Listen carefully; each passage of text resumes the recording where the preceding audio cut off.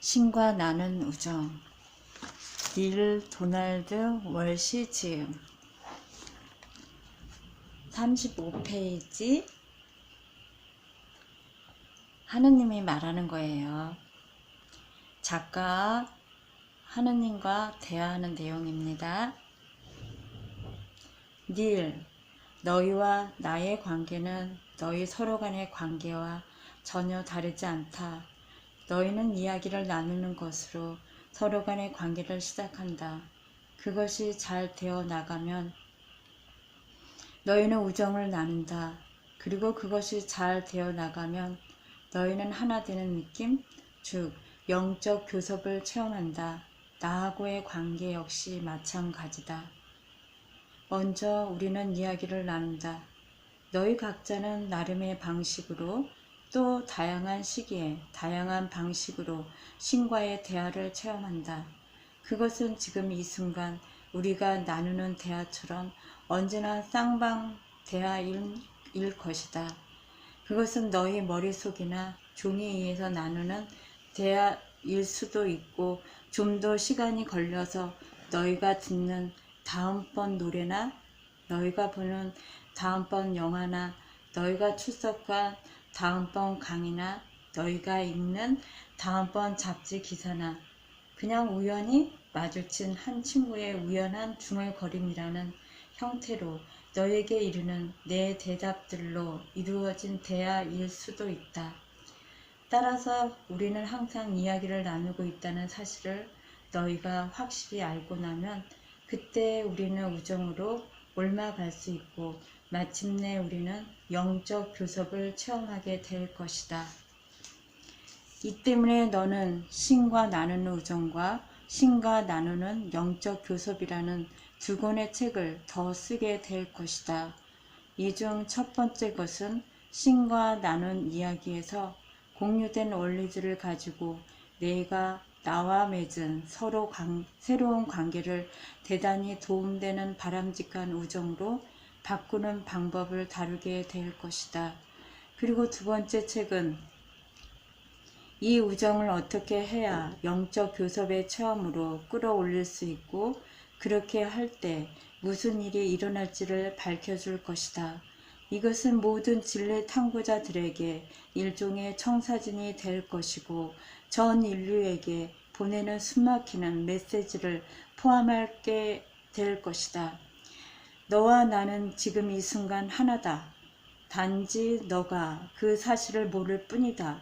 너는 그것을 체험하기를 선택하지 않고 있다. 너희가 서로 간의 하나됨을 모르거나 체험하기를 선택하지 않듯이 내 책들은 그것을 읽는 모든 사람에게 그런 분리를 끝내게 만들 것이다. 그 책들은 분리의 환상을 무너뜨릴 것이다. 이것이 너의 무게 과제다. 이것이 너의 일이다. 너는 분리의 환상을 무너뜨리기로 되어 있다. 이것은 언제나 사명이었다. 이것이 사명보다 못한 일이었던 적은 없다. 너가 신과 나눈 대화들은 언제나 그 시작이었고 단지 시작일 뿐이었다. 나는 멍해 있었다. 또 다른 짜릿함이 등을 타고 올라왔다.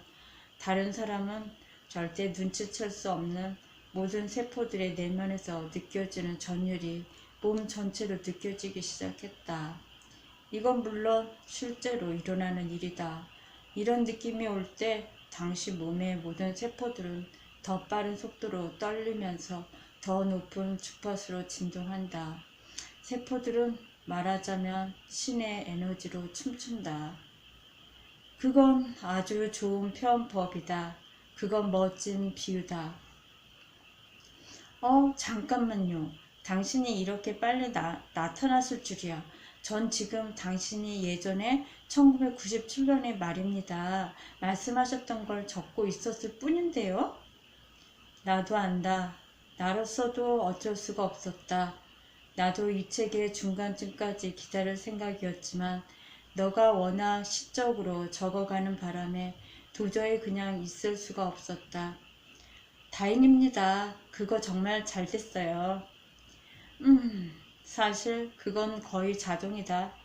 너희가 서정적으로 쓰고 시적으로 말하고 사랑스럽게 웃고 노래 부르거나 춤출 때면 나는 나타나지 않기가 힘들다. 그렇다고요? 이런 식으로 설명해 보자. 나는 너희 삶에서 항상 거기에 있다. 모든 면에서. 그런데 웃거나 사랑하거나 노래하거나 춤추거나 가슴으로 적을 때는 너희가 내 현존을 훨씬 많이 의식하게 된다. 이것들은 나에 대한 최고의 해석들이다. 그래서 너희가 이런 자질들을 표현할 때 너희는 나를 표현하고 있는 것이다. 말 그대로 그러해서 그럴 때 너희는 나를 표현하고 있다. 다시 말해 나를 밖으로 밀어내고 있다. 너희는 내가 언제나 거하는 너희 내면에서 나를 끄집어내어 외부로 드러내고 있다. 이 때문에 내가 짠 하고 나타나듯 보이지만 사실 나는 언제나 거기에 있다. 문제는 오직 이런 순간들에만 너희가 나를 자각한다는 것이다. 예? 그렇군요. 그런데 저는 당신과 또 한 번의 대화를 나누기 전에 이 책에서 이야기해야 할 게 좀 많이 있는데요. 개의치 말고 계속 해라. 죄송하지만 당신을 무시하기는 힘든 일이죠. 일단 당신이 나타난 이상 없는 듯이 행동하기는 힘들거든요. 그건 주식 중개인이 말할 때는 모두가 귀를 기울이게 되는 것과 흡사하죠. 이제 당신이 말문을 열었는데 누가 제 말을 듣고 싶어 하겠습니까? 많은 사람들이 듣고 싶어 한다. 아마 모두가 그럴 것이다. 그들은 그게 너한테 어땠는지 듣고 싶어 한다. 그들은 너가 무엇을 배웠는지 알고 싶어 한다. 내가 나타났다는 이유만으로 움츠러들지 마라. 정말 많은 사람들이 이런 문제를 지니고 있다. 그들은 신이 나타나면 자신들은 작아져야 한다고 생각한다. 그들은 자신을 낮춰야 한다고 생각한다. 신 앞에서 우리는 자신을 낮추기로 되어 있는 것 아닌가요? 나는 너희를 낮추려고 온 것이 아니라 높이려고 왔다. 정말요? 너희가 높여지면 나 역시 그렇게 된다. 그리고 너희가 낮춰지면 나 또한 그렇게 된다. 우리 중에 오직 하나만이 있다. 너희와 나는 하나다. 그래요? 그게 바로 제가 가고 있던 방향입니다. 전 그쪽으로 가던 중이었어요. 그렇다면 계속하라. 내가 너를 멈추지 않게 하라. 이 책을 읽는 사람들에게 너가 체험한 모든 것을 말하라. 사람들은 그걸 알고 싶어 한다. 그 점에서는 내 말이 맞다. 사람들이 너를 알 때 그들은 자신을 알게 된다. 그들은 너에게서 자신을 볼 것이다. 그리고 너 안에 내가 있음을 알게 되면 그들은 자신들 속에도 내가 있음을 알게 될 것이다. 이것은 그들에게 멋진 선물이 될 것이다. 그러니 너의 이야기를 계속하라. 그럼 그렇게 하죠. 앞에서 저는 내 몸의 모든 세포가 흔들리고 떨리고 진동하는 것 같았다고 말하던 중이었습니다. 나는 경이로운 흥분의 전율에 휩싸여 있었습니다. 그러자 눈물 한 방울이 내 볼을 타고 흘러내리더군요. 수염에 묻은 그것을 혀로 핥다 보니 약간 짭짤한 맛이 났죠. 내 내면에서 밖으로 사랑이 흘러넘치고 있구나 라는 생각이 들더군요. 나는 감사의 말에 들어갈 다른 내용을 더 이상 적을 수가 없었습니다. 방금 내가 받은 것을 가지고 뭔가를 해야 했습니다. 전 그 자리에서 당장 신과 나누는 우정을 쓰는 일에 착수하고 싶었습니다. 이봐, 넌 그렇게 할 수 없어. 아직 3권도 다 쓰지 않았잖아. 물론 여기서 말하는 3권이란 신과 나눈 이야기 시리즈의 3번째 원고를 말하는 겁니다. 제 마음이 경고를 보내더군요. 내가 감히 또 다른 프로젝트를 시작하려면 그 3부작을 먼저 마쳐야 한다는 건 저도 알고 있었습니다. 그럼에도 나는 내 혈관을 휘젓고 다니는 에너지를 가지고 뭔가를 하고 싶었습니다. 그래서 나는 내 책을 낸 또 다른 출판사인 뉴욕 푸트남 출판그룹에 담당 편집자에게 전화를 걸기로 작정했습니다. 그녀가 전화를 받자마자 나는 다급하게 이야기를 쏟아냈습니다. 당신은 아마 믿지 못하겠지만 난 방금 2권 이상의 책에서 다룰 주제들에 대해 듣고 그 책들을 쓰라는 지시를 받았소. 나는 누구에게도 지시하지 않는다. 그것이 어떤 일이든. 그러고 보니 편집자와 이야기하면서 지시라는 말을 쓴 것 같군요. 그 책들을 쓰라는 영감을 받았다고 말해야 했을 텐데 그게 더 낫고 더 정확한 말이었을 것이다. 워낙 흥분해 있던 터라 내가 쓰는 용어들의 정확도를 하나하나 따지면서 조심하지 않았던 것 같군요. 이해한다. 하지만 바로 이런 것들이 오랜 세월에 걸쳐 나에 대한 잘못된 인상을 자아내었던 그런 말들이다.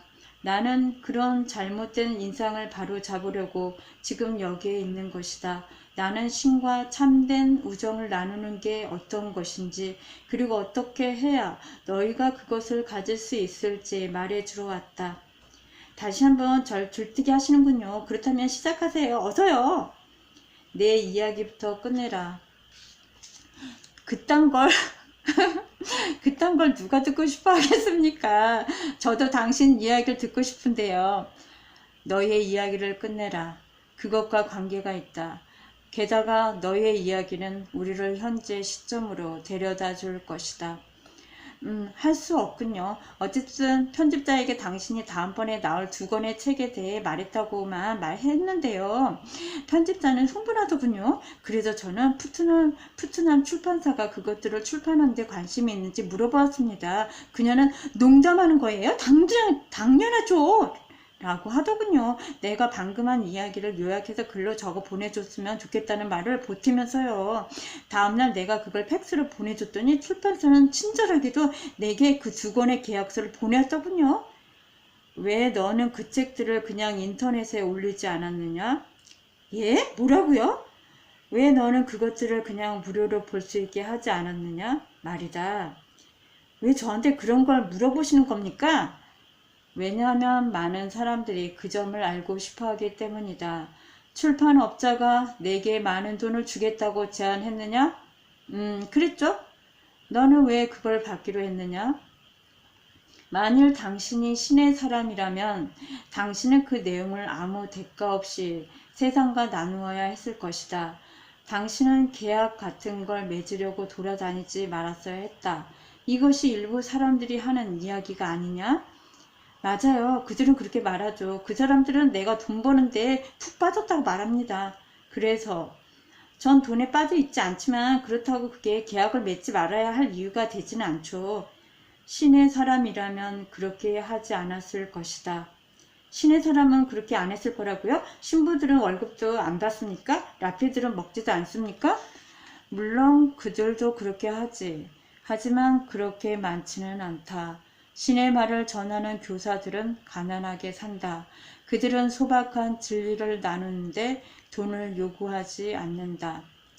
나도 요구하지 않았습니다. 전 아무것도 요구하지 않았습니다. 그냥 그 사람들이 제게 줬던 거죠. 너는 그걸 거절했어야 했다. 왜요? 누가 돈이 나쁘다고 말합니까? 제가 영원한 진리를 나눔으로써 큰 돈을 벌 기회를 가지고 있다면 왜 제가 그렇게 해서는 안 되는 겁니까? 더구나 제가 그런 돈 중 일부를 가지고 놀라운 일들을 꿈꾸고 있다면요. 제가 당신의 메시지를 전 세계에 전할 비영리 재단을 세우고 거기에 자금을 댈 꿈을 꾸고 있다면요. 말하자면 제가 다른 사람들의 삶을 더 낫게 만들길 꿈꾸고 있다면 말입니다. 그렇다면 약간 도움이 되지. 그러면 나도 좀 덜 화날 테고. 그리고 제가 그 돈 중 상당 부분을 그냥 남에게 준다면요. 제가 도움을 필요로 하는 사람들을 준다면요. 그런 것은 도움이 되겠지. 그러면 우리도 이해할 수 있지.